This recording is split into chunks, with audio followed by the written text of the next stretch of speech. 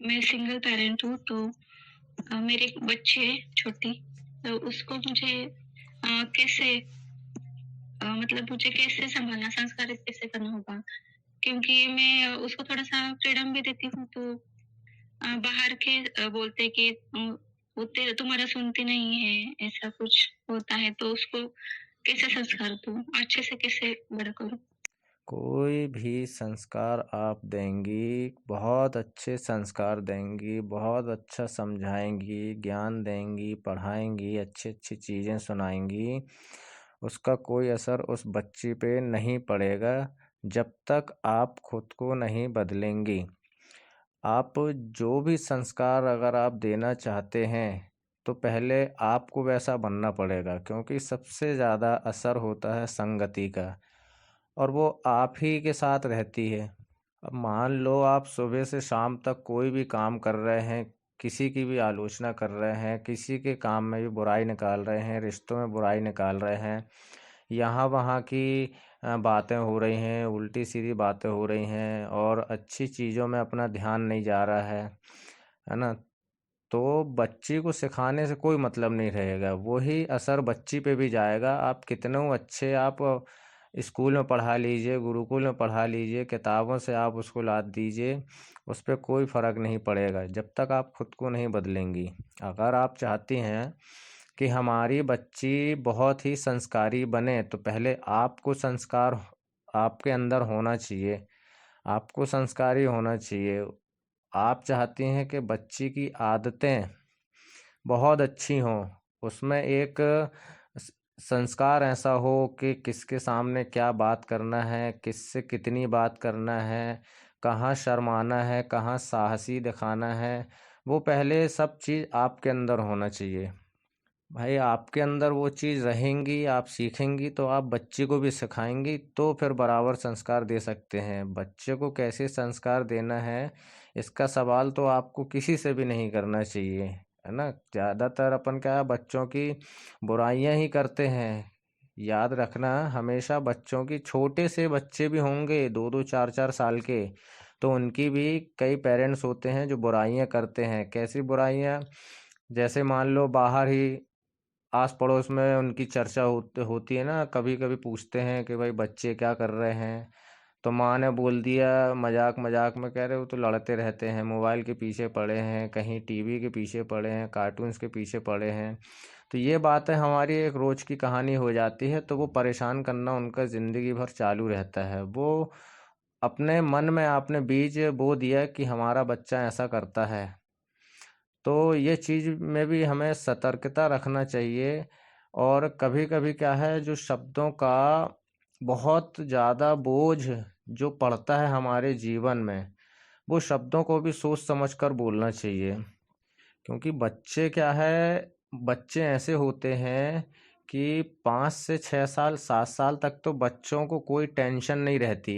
आप बताइए कोई टेंशन रहती है बच्चों को? कोई टेंशन नहीं रहती। कम से कम 6-7 साल, 8 साल तक कि उनको पढ़ाई की टेंशन है, कि नौकरी की टेंशन है, खाने-पीने की टेंशन, उनको कोई टेंशन नहीं है, कोई भी टेंशन नहीं। तो इस प्रकार उनका मन रहता है पूरा शांत मन रहता है और प्रसन्न मन रहता है। आपने देखा होगा ना कोई किसी से भी आप मिल लेंगी, आपको उतनी खुशी, उतनी तसल्ली नहीं होगी जितना आप छोटे बच्चों को अगर आप दूर से देख लेंगी।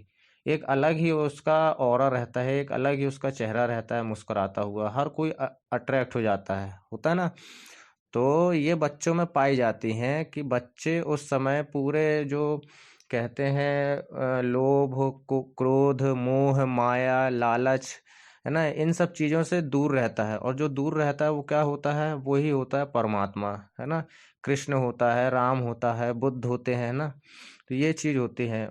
लोग कहते भी हैं ना पुराने लोग के भी छोटे बच्चे भगवान का रूप होते हैं, तो वो भगवान का रूप होते हैं, कैसे होते हैं ये उन्होंने आज तक नहीं बताया, ना उनको खुद को पता है, ना उनके बड़े-बुजुर्ग सिखा के गए, है ना? तो ये होता है भगवान जैसे नहीं होते हैं, उनके पास भगवान की आदतें होती हैं, वो भगवान के पास से वैसे ही आते हैं कि किसी चीज़ का मोह माया नहीं, कुछ नहीं। कोई डर नहीं, कुछ भी नहीं रहता है और फिर धीरे-धीरे जैसे बड़े होते हैं, वो संस्कार हमारी संगति के असर का नतीजा रहता है कि हम कैसे घर में रहते हैं, किस तरह रहते हैं, वैसे हमारे बच्चे भी निकलते हैं। और फिर कुछ-कुछ होता है कर्म पे कि हम अगर बहुत अच्छे से रह रहे हैं, हमको बहुत परेशानी है या बहुत बड़ा कर्ज़ा है ना? तो ये अपन कहीं न कहीं गलत कर देते हैं कि कौन देख रहा है ना? वो देखने वाली अपनी खुद की स्वयं की आँखें होती हैं और आँखें द्वारा चेतना जो हमारे अंदर रहती है, उसमें जाके वो सेव होना ही होना है कि आप क्या करके आई थीं और कब आपको भुगतना पड़ सकता है। हो सकता है आपने कोई गलत काम किया, आपकी बच्ची अभी मान के चलो 5 साल की है, आपने गलत काम किया भाई, आप भूखे मर रहे थे, बच्ची भूखी मर रही थी, मोहल्ले में कोई हेल्प नहीं कर रहा था, कहीं से कोई हेल्प नहीं कर रहा था, मदद नहीं हो रही थी, आपने गलत काम कर दिया, चलो भैया आधे घंटे में हमें इतने पैसे मिलते हैं, तो हमने एक बार काम कर लिया तो कौन-सा हमने पेट ही भरा, नहीं पेट नहीं भरा आपने। वो काम आपने कर लिया, आपने जो आपसे गलती हो गई हो, जिसको आपने भुला दिया कि हाँ, हुई थी एक गलती। तो एक बात याद रखना, मैं ज़्यादातर लोगों को यही कहता हूँ और इसी वजह से मैं काफ़ी चर्चित भी हुआ था, 2-3 कोट हमारे फ़ेमस हुए थे। तो मेरी एक लाइन ये भी है कि इंसान गलती करके तो भूल जाता है, लेकिन गलतियाँ इंसान को कभी नहीं भूलती हैं। तो एक बात ध्यान रखना, है ना? इसमें क्या है कभी-कभी जो हमारी आँखें होती हैं ना, हमारी आँखें तो देख रही हैं कि हमारे कदम कहाँ पड़ रहे हैं, हमारे हाथ कहाँ पड़ रहे हैं, हमारा शरीर कहाँ जा रहा है, हम क्या सोच रहे हैं।